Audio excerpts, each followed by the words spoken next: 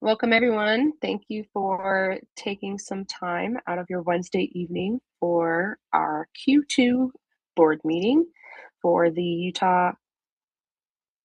Music, Utah Association of Music Therapists. I'm going to go ahead and call the meeting to order and check in with Tirza. Do we have a quorum of the board? Yes, we do have a quorum of the board. Emily, do you second that? Awesome. I haven't been checking, but let me see. One, two, three, four, five, six. Yep, we're good. Yeah.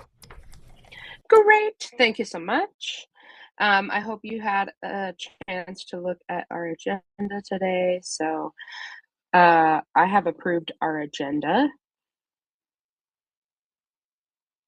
Anything that we want to add to the agenda before we move on to the minutes? Okay. Let's take a minute to look over the meeting minutes together where we can review the recent reports from the different committees. And we're going to start with our operations committee with Mandy so that Mandy can get some rest time. Tirza, do you want to screen share the minutes? Cool.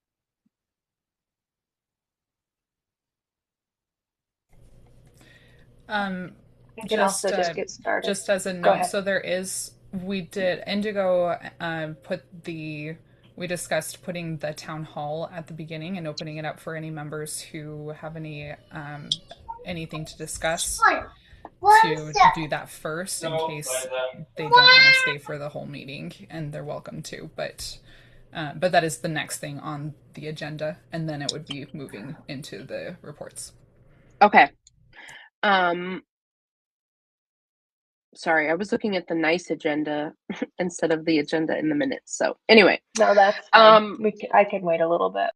Okay. Well, let's go ahead and open up the floor to see if there are any professional members who want to bring up any items of business or concern that you would like some conversation or support with.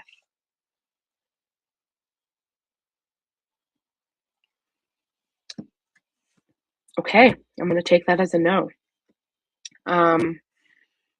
Let's go ahead and proceed with the minutes. And in the agenda, the reports are in a different order. I'm just putting operations committee above myself. Sorry, I have a grumpy 3-year-old. Sorry.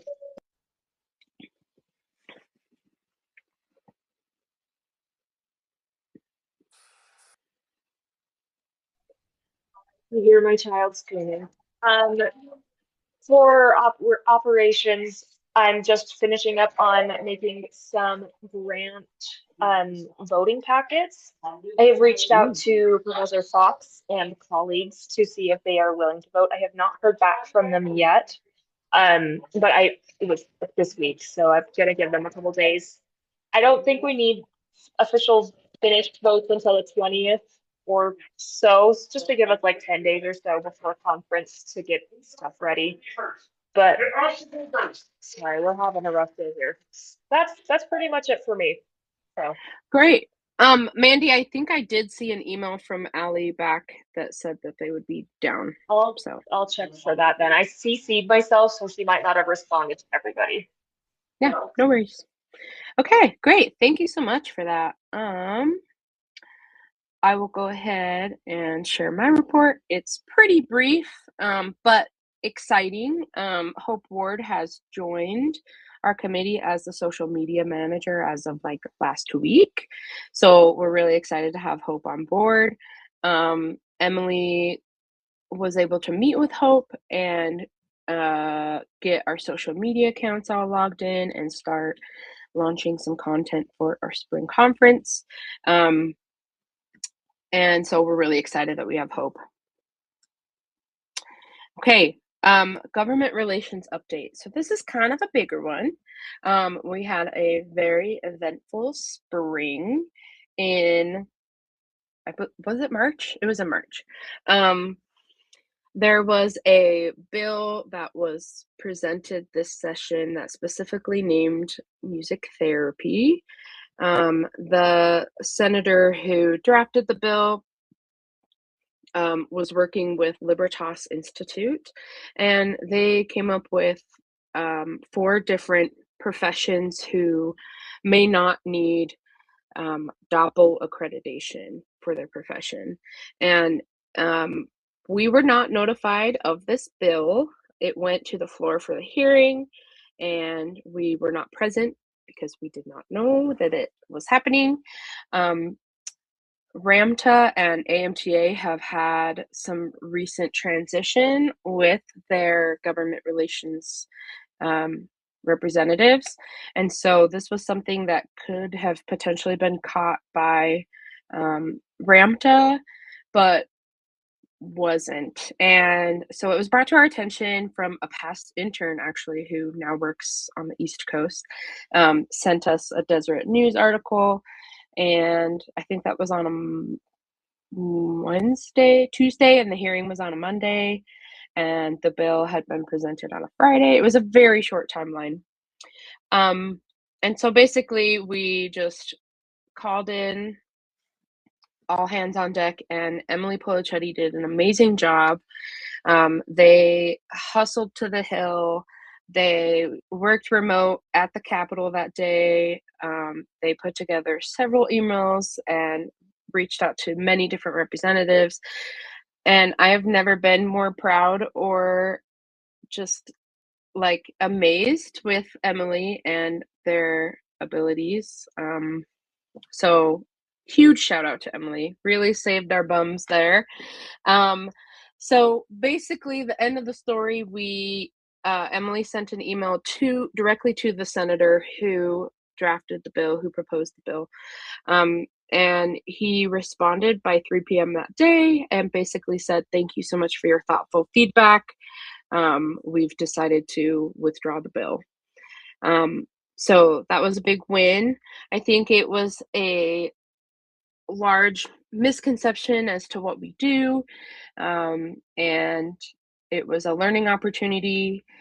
There were some representatives, if you want to check in and watch the hearing, it's pretty short, but there were a couple of representatives that I was really grateful for, who asked the right questions and pumped the brakes a little bit and said, "Wait, like, we've heard from this association, we're surprised they're not here."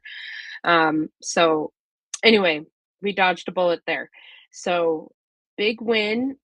We are hoping to continue to build our government relations team, and we've had a little bit of interest with that. And we just want to have a little bit more of a presence on Capitol Hill and keep proceeding with these conversations. I think there was a little bit of a apprehension just given how busy and complicated and difficult things have been in our political climate lately, where we kind of didn't want to continue pursuing licensure. But I hope that we can bring that back to the table here soon. I think it would be good after the introduction of this bill. And we have a lot of support from like recreational therapy, who does have DOPL licensure. So anyway, hopefully we can proceed with that, but we're hoping to be a little bit more present up on the Hill. I didn't add it to my report, but Emily went and represented Utah Association of Music Therapists at USU, correct? Yeah? Yeah. I didn't put that in our report, but that's kind of an advocacy thing. Yeah, totally. I was able to connect with some of the students during their event, and that was great. In fact, there are a couple students who are interested in getting involved on your committee, Emma, and I just have failed to mention that until now. So I'll make sure to follow through on that. Awesome. That's exciting.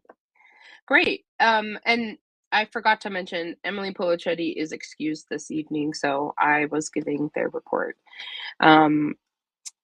But yeah, thank you so much for going up to USU and representing to the students.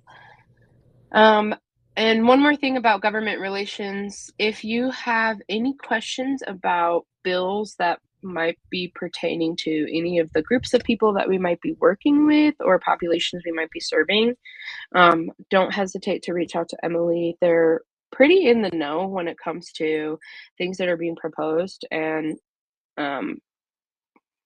yeah, they always just have great insight as to how that might affect music therapy and the practice that we have. So don't hesitate to reach out if you have any questions. Hey, Emma, Curran has a question for you in the Mm-hmm. chat about how RAMTA can be aware of issues like this. And that might be a question that Emily's the expert Yeah. there. But Yeah, but it definitely boils down to the government relations representatives at RAMTA, but I'm pretty sure they just moved into that role recently. But I would say connect with Emily for some thoughts on that. Cool. All right. Okay, so let's see. That is the end of our advocacy committee report and government relations. I'm going to turn the time over to Tirza to give us a little update on membership before we proceed. Okay. Well, not quite as much as that or exciting, but we have been in charge of getting ready for lunch orders and raffle prizes for conference. And Sarah has been doing an awesome job at getting us some really cool raffle prizes, like so much variety too. A couple of those are a couple of guitars. I believe there's an acoustic and an electric guitar, and a signed copy of Music, Psychotherapy, and Anxiety, Social Community and Clinical Context by Dr. Becky Zarate. So, and I know she's, I think, has several more instruments too. And then Indigo's been doing great at getting ready for lunch. That sounds funny. And Indigo and I have just been kind of tag teaming, keeping track of membership. There's a lot of work that still needs to be done as far as like getting people into renewing memberships, getting everyone into auto renewal so that we don't have to manhandle it so much anymore. But we've just, especially everyone that's been signing, paying for a new membership, keeping track of all that. And then also keeping an update on our Squarespace site. So yeah, I think that's everything. Indigo, I'll let you take it from here. Yeah, something else kind of cool that we kind of talked about last time that we were going to implement is sending out a survey to those who had not renewed or I don't know, had kind of like taken a minute to renew or maybe hadn't from their kind of like anniversary where they needed to. And we have 4 responses so far. Whoa. And in the minutes we kind of have I wrote down some of the data that we've collected so far. So briefly, most of it, the 3 out of the 4 people who have taken it so far have been student members. The largest reason for actually I think it evens out. The 2 biggest reasons for not renewing memberships is cost and just forgetting to renew. I put the other options that I put down as things that people could check off are maybe it's difficult navigating the online renewal portal. Maybe people are unsure why they need a UAMT membership. And then I put one in there that says UAMT membership does not seem worth it to me, just so we could kind of like get some input on like how we can better educate people on like what is available. And then there was like another option for people to write in. So for one of the student members, one of their other options were conferences are too far away, so they felt like maybe it wasn't worth paying the membership, which is fair. I mean, most of our students are up in Logan, and that can be kind of far, especially for college students. And then we had, let's see, yeah, we had another college student member talk about, talk about how the investment wasn't worth it just because of the cost. And they understand the usefulness of the membership and want to stay a member, but they feel like it's kind of just another subscription they're paying for and they can't afford it at this time. So, yeah, anyway, so that's some data that we're getting in. We might have more people, we might not, but I think it's worth kind of seeing what members are kind of needing from us, or kind of needing to at least consider. And then just like, even if we just start off by validating their concerns and moving forward from there. But yeah, it feels exciting to like interact and engage in this kind of way where we can really see what people are thinking, see if there's a pattern and all that good stuff. But yeah. Beautiful. Great work. May I ask a question? Mhm. I don't know. I'm just thinking like, I'm pretty sure the first year that I got certified, AMTA gave me it was like a tiered discount every single year. Mhm. So it was like, I don't even remember, 50% off the first year, and the next year it was like 20%, or I know at least the first year I got a discount. So I was just wondering if maybe we could do something like that. That could be Um, cool. At I least was like the thinking like first the year. first Yeah. 5-year cycle, but maybe we'd want to just do like the first year or two, Yeah. give a I discount. mean, there is a big cost difference between AMTA's membership and ours. True. So, also, so how much is the student membership? I don't remember. Isn't it 15 for a year? I think. Yes. Yeah. Hmm. I was thinking about it and I was like, I think I was a student member. Don't quote me on this, but I think I was a student member like my junior and senior year because I was actually doing practicum and like taking the conference seriously. And I'm wondering like maybe they're just students who are registering like their senior year just for conference and they just want the one time thing. I don't know if we could make it not a renewing thing for students, but I It's don't know. not a renewing for students. It's still Oh, okay. on the single payment system. Okay. Yeah, and that I, makes sense. I will say a couple things on this. Number one, last year, Mallory McAllister made a really Mhm. awesome initiative. Was it Mallory or was it? I forget. Madison. I think it was Madison. So the year before. Corinne said Mallory, yeah. Was it Mallory? Okay, Mhm. where they could basically like they would get a discount on their USU MTSA if they joined UAMT. So I think, and we had a lot of Mhm. students become student members during that time. I think that was really effective. And then I don't know that it's happened this past year. Is that right, Corinne? Was it? It was Mallory. Yeah. So, so yeah, it was. That might be worth revisiting again with Josh as he's coming in to do this next year, and like in the fall when they're pushing their own membership. Number two, what I'll say is that if we're going to look at cutting cost of membership, we have to supplement somewhere else. Which I would prefer to do. I would prefer to look for sponsors, donors, lean on our affiliate members and really, really push that rather than lean on primarily professional members and what they're paying us, because that feels weird to me to have this organization be entirely run off of the funds that like our own members are putting into it.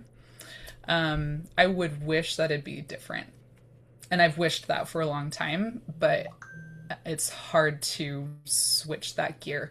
So I would love to lower our membership rates, but it's not feasible right now because we're Yeah. hardly scraping by. Yes, we have funds, we have like a backlog, right?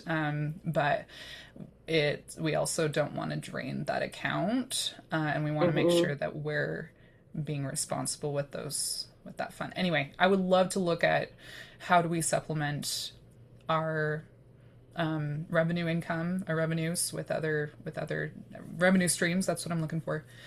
But we've struggled to figure out how to make that happen. We've talked about it for a couple of years, and nothing's Hmm. quite come of it. Mainly because we're a 501c6 instead of a charitable organization, so people don't get tax write-offs if they donate to us, which makes it so it's like less of an incentive to do so. So Yeah. I think that is definitely something worth exploring within the membership committee. But you guys are doing amazing work so far. I love the survey, even with 4. That's still a great start. When did we send it out?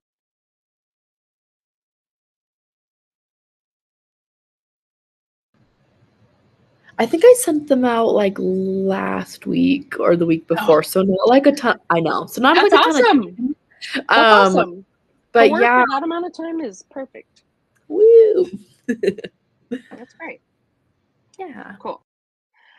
Awesome. Okay, so that is something that we can explore. I'm going to go ahead and turn the time over to Emily for our professional development committee report. awesome. I'll be super quick going through this, but basically we're on track for being ready for conference. It's approved for 5 CMTEs. We've got our keynote presenter, Teresa Trout, and 6 of our own UAMT community presenters. Our total compensation for presenters comes to $950. We are paying all of our presenters this year. And 75 for each of our community presenters and 500 for our keynote presenters. So that's the funds that are going into this conference, at least the large chunk of it, beyond food, catering, all that jazz. We were able to book free through Primary Children's Hospital, so that was excellent. I will note that we've had conversations about limitations on venues, and how there might, for example, last year we did use USU, and since then Corinne has mentioned that we might not have done it the correct way, and we probably should have had to pay for that venue and or go through some different hoops to use that venue. So that should be a topic that we are mindful of in picking future venues, and knowing that we might have to pay depending on where we want to go, but we're lucky enough that Primary will host us for free. So that's about all I have to really report on. That should be good enough. Great. Awesome. Yeah, and take a look in the minutes. We got a couple of cool raffle items. I love that. Oh, we got music therapy ed again. That's awesome. Practice and tune again. That's also great. So I'm very excited about that. We should follow up with the raffle winners and see if they tapped into that. I think Karen was one of them. What was this? Checking back in with the raffle winners who won the subscriptions and the membership. Oh, the raffle winners. I heard like Rockwell winners, and I'm like, what? Oh, sorry. What? Sorry. No, the that raffle winners. That would be really great, actually. Yeah. I'll put that down as an item for myself too. Oh, or you. That would be great. I could do that please, too. Please do that. I was like, let me do that. Please do that.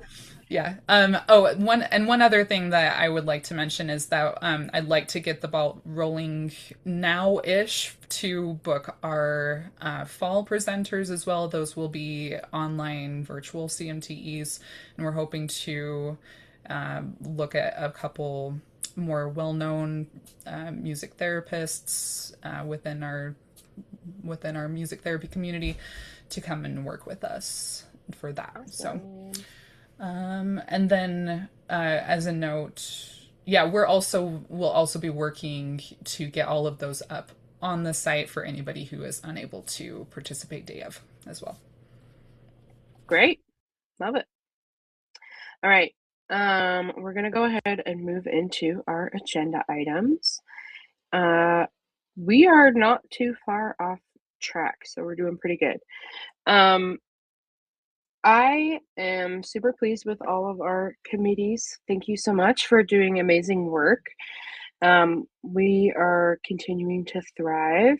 I'm wondering about discussion item number 2, identifying responsibilities that might need some shuffling. So, any thoughts for that one?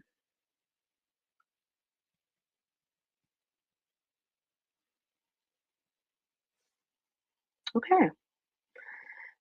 I'm feeling pretty good about it. I do feel like we have more room for more committee members for sure.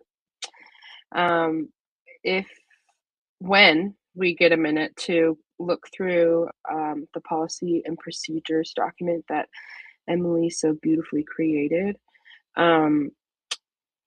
I have some thoughts about recruiting for committees as we look through that. So I might kind of mush item 3 and 4 together just so we have that visual while we're chatting. So yeah, I think maybe we should pull up the policy and procedures and just kind of scroll through it together. Maybe, Emily? Yes, I can pull that up. Okay. Oh, Tirza, did you have something?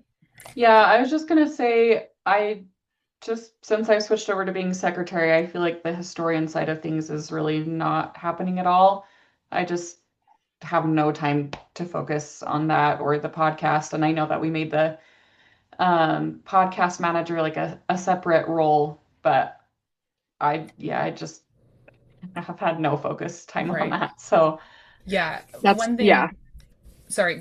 So one thing to note with the roles, and we'll go through that together. But one thing to note is that those don't have to be separate people necessarily, right? Like you already wear 2 hats as secretary and chairperson of the membership committee, right? So those are 2 different responsibilities. They just happen to be enmeshed into one, right? But likewise, you basically wear the hat of the committee unless you're able to recruit people to delegate to. So like you still wear that hat because number one, like you created that awesome thing, right? Like I would be a little bit sad if somebody else took over, honestly. But you know, I understand life is crazy, and but you've done so good with it. I'm just saying, like, it doesn't have to be a separate person necessarily, if that makes sense. And likewise, not all roles need to be happening all the time. Like we have some of these roles that aren't happening right now, and that's okay. This is an opportunity to look at our potential and what we want to prioritize, right?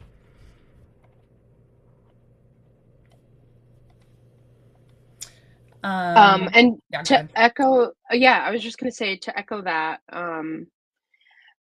like historian, for example, I think that yeah, we should recruit a historian, but that's not like a time pressing role that we need filled ASAP. So don't sweat historian. And then if you love the podcast, if it's your baby, like please keep it. But if it feels like a burden and you want to train someone and delegate it to someone else, then like we can work on recruiting someone for that. So yeah, it's my baby. yeah. Okay, cool. So yeah, but don't sweat the historian stuff. I think we should recruit a separate person to be historian. I think that would be an amazing role filled by one of our more alum music therapy members or someone who's been a music therapist in Utah for like many decades. I think that would be a really cool opportunity for them to kind of have an influence with their legacy and things that they know. So maybe that's something I could connect with some of those folks. So as you think of that, let me know. Yeah, I think that's very wise, specifically for that role. I've noticed that our records are kind of spotty when it gets into like 10 years ago and beyond. And I would love to see our history preserved a little bit better. So somebody who has that historical perspective would be really valuable. Say, like, I don't know, Karen Carter. Yeah. I mean, I know Yeah. she's That's like who I was retired thinking too. at this point, but Yeah. like I would love to see her get involved in that capacity. Totally. Just throwing it Karen, out there. or I was also thinking who was president 10 years ago, like maybe even JC. JC. Has another committee role, but I feel like it could be, anyway. So be Right. thinking of a legendary, I love that in the minutes, a legendary music therapist. Or even someone like Jennifer Birchall or Yeah. Malou Stuart Klein, some Maureen. Mm-hmm. Yeah, she needs one more thing to do. Yeah, no. Anyway. Yeah, there's quite a few. So, and Emily, I bet you Emily Polichetti has some more ideas too, because they're kind of floating in between, I think. But yeah, okay. So let's go ahead and spend some time on the UAMT policies and procedures. Will you zoom in the window a little bit wider? Yeah. I'll see if I can. Does that work? Yeah. Okay, sweet. Okay, so what we're going to do is I will kind of just do a quick pass through it, focusing on some more key areas.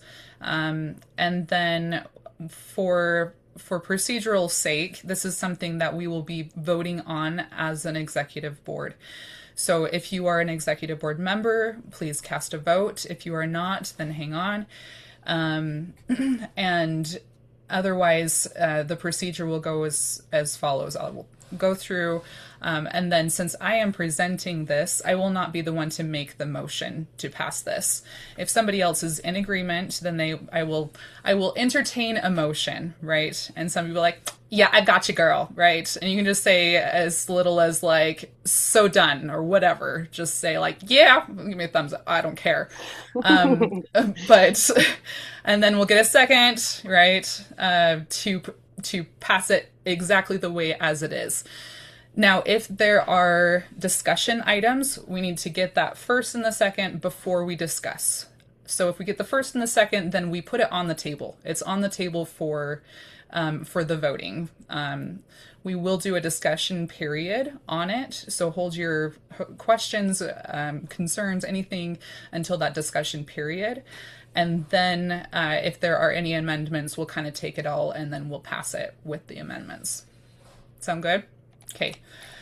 All right. So basically this is meant to be a user-friendly guide to the bylaws and also giving more information, guidelines, procedural, whatnot for the bylaws. So you'll see that it's organized by article. So this one's about our organization. It's Article 1, all about using the organizational name, understanding our nonprofit status. I'm not going to spend a lot of time on this. This is basically verbatim with a little bit of helping you understand what's in the bylaws.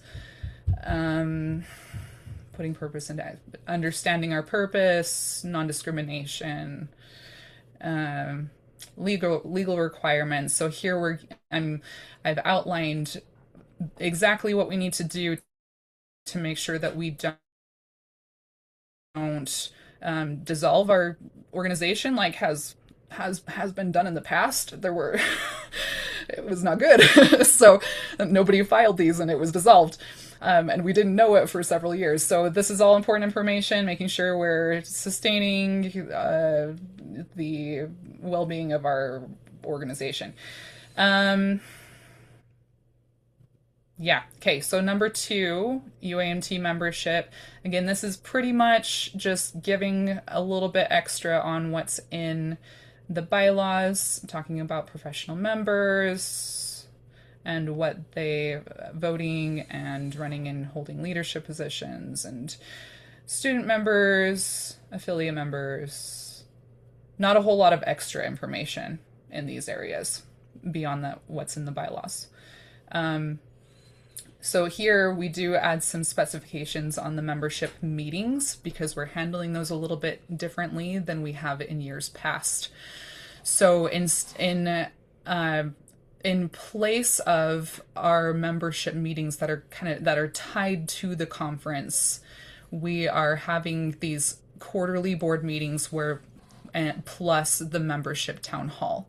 So basically we have 4 a year instead of the 2.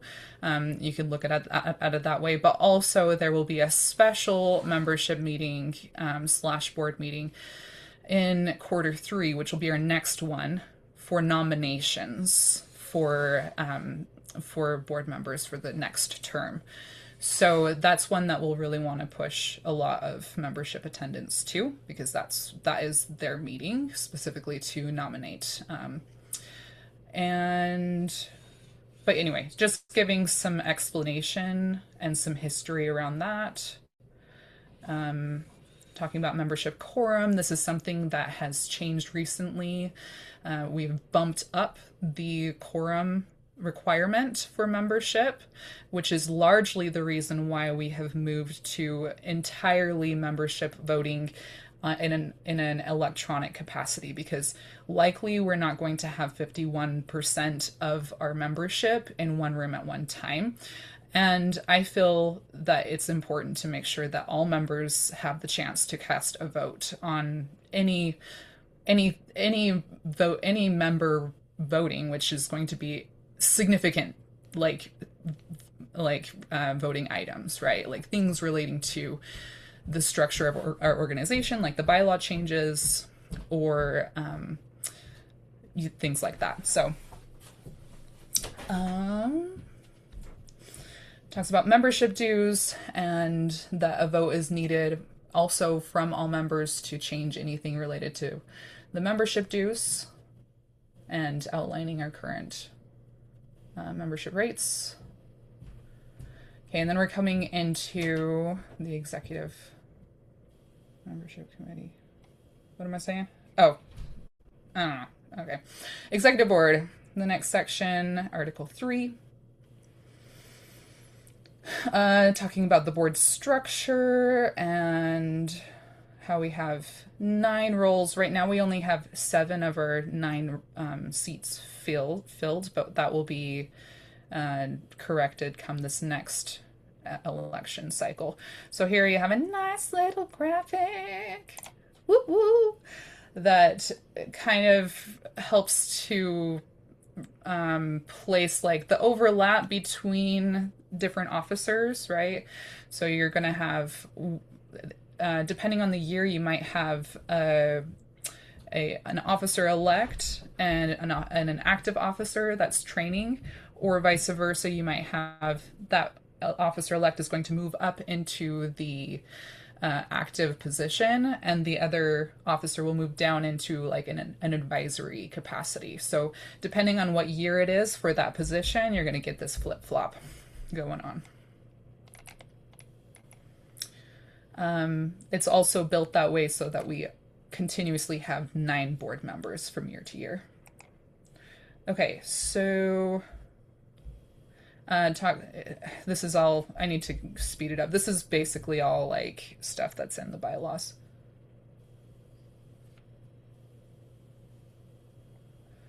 Roles and responsibilities, same. This is all in the bylaws. Quarterly board meetings. Okay, so here we've added some guidelines as to how to use our meetings. And especially, again, where we've kind of changed a little bit of the definition of a board meeting, right?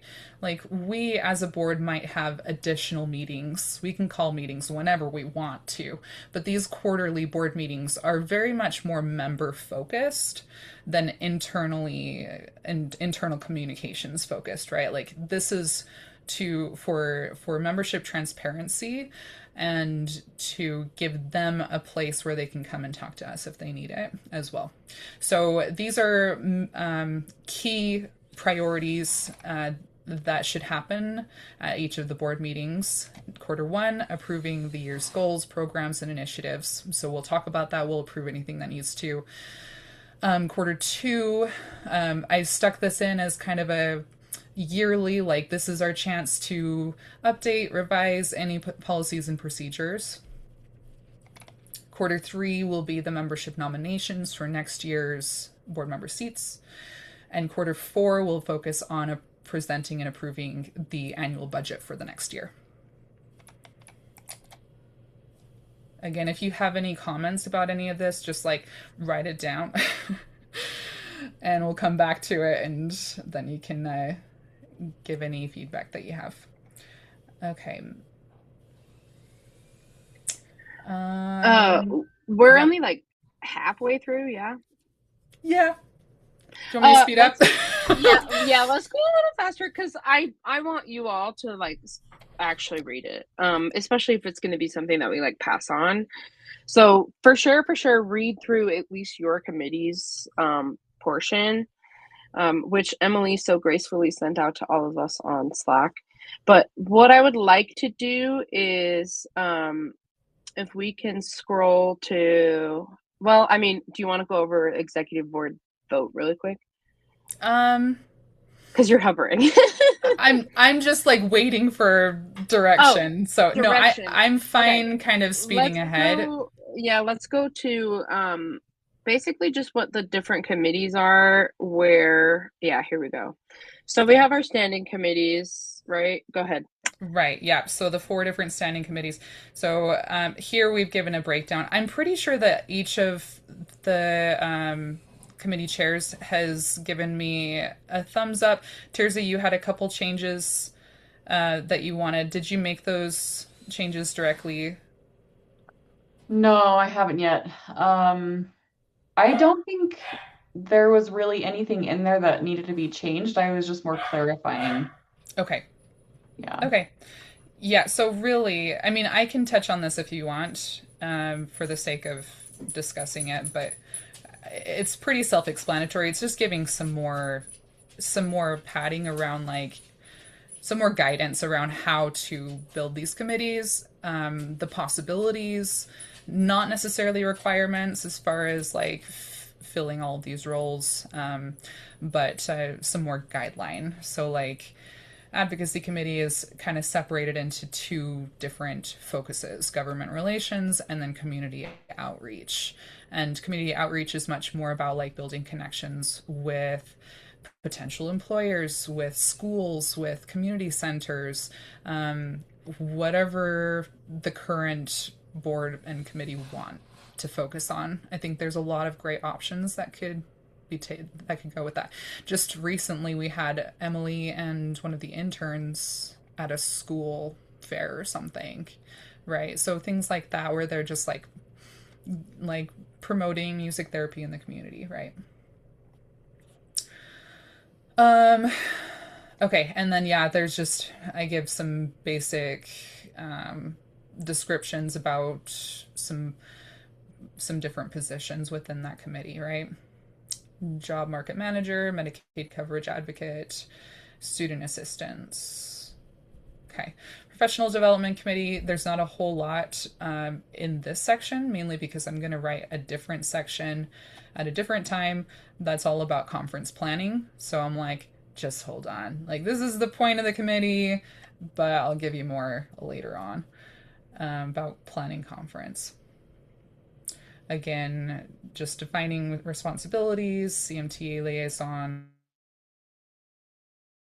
event promotion, event sponsor, if we can ever track down a sponsor for one of our events, that'd be great. Membership committee is split into 3 categories: membership management, outreach, and engagement. So you've got basically just like managing the behind, like, new memberships, renewals type of stuff, outreach, recruiting new members, attending student events, things like that, social media campaigns, and membership engagement, which is largely our new initiative going into this category would be bringing back the musicianship groups, which we're going to be heading off at our conference. Again, some descriptions of the different positions and responsibilities. I put your name in there, Tirza. Look, it's your little podcast. Whoop, whoop. Okay. And same for operations. We're divided into financial management and organizational operations. Grant coordinator, legal advisor, that'd be nice, right?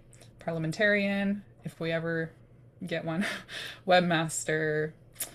And then this is all pretty much, again, right out of the bylaws. We can add more committees if we need to and dissolve them without needing to make changes to the bylaws directly if we have like a special project that we want to focus on. And communication. Yeah, that's about it. This is actually not part of it, but that was Anakia's a thing that she had put up a little while ago about guidelines for social media. So that's not technically part of it, but it's on the same document. That is it. Can I entertain a motion to pass this? I have a question. Are we hoping for it to be like a living, breathing document that we can kind of like 100%.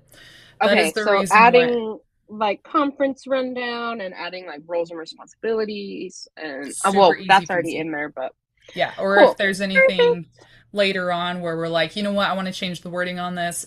Super easy. It does need to come to our board meetings and be voted on during the board meeting. Beyond that, we can do it section by section. Yeah, totally. Great.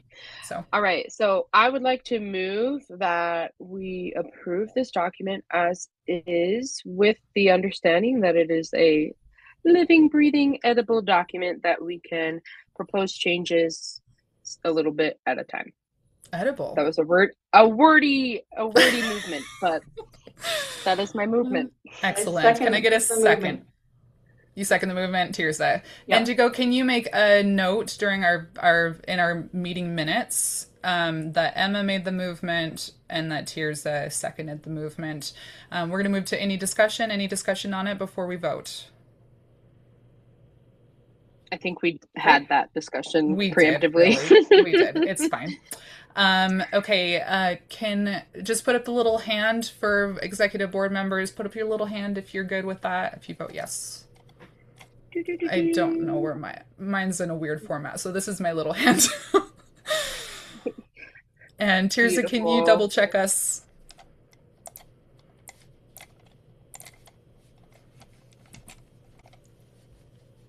Okay, I have 4 and then Indigo, so 5.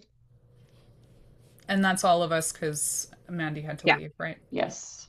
So it passes unanimously. Great. We're good. Okay, excellent. Thank you so much. Okay, I think that was our last agenda item. One thing I wanted to share was, as you're looking through your different committee, I should put my hand down. As you're looking through your different committee things and you're like, oh, I really need help thinking of people or like professionals that other people might know to like fill these roles, because ultimately like we as the different committee chairs are responsible for building our own separate committees. However, that doesn't mean that we have to do it alone. So if you have areas of support or need where you're like, I need names for this person or for this role, I would love to see that discussion happen on Slack. I myself will probably be initiating that for some of my committee holes that I need to be filled. So be thinking about how you want to present that. Yeah, Emily, did you want to add anything? Nope, that sounds great. Cool. Yeah. Okay. So that is an action item. Be thinking of where we have holes in our different committees. Be thinking of individuals you might want to connect with and reach out to hopefully fill those positions. But also don't hesitate to reach out to us, the board, for suggestions or ideas for people for those roles. So with that, I would like to move that we adjourn the meeting. I don't know if I need to do that, but Second. All right. Thank you all so much for being here tonight, and I look forward to seeing you in our next board meeting. And it'll be a big one where we make our nominations for president-elect and treasurer-elect. So we will see you then. Could I say something real fast? Oh, hi, Hope. You popped on. Hi. Would you guys be comfortable if we took a picture for our social media to say that we met? Cute. And Yeah. are you guys comfortable with that? You guys all have your cameras on. I was just gonna take a photo real fast. Love it. Okay. Everybody smile on 3. 1, 2, 3. Okay, perfect. Awesome. Thank you so much. I'll let everyone know we met, and I'm thinking of just inviting everyone to join the next one. Do we know when that will be yet? There is a date. Emily, you're muted. Sorry. Oh, I wish I remember. I'm just over here chatting. I want to just DM me on Slack, and I'll put that in before. But Perfect. that's it. All right. I'll message you the date, Hope. Thank you. Have a good rest of your night. Thanks, everyone. Thank you.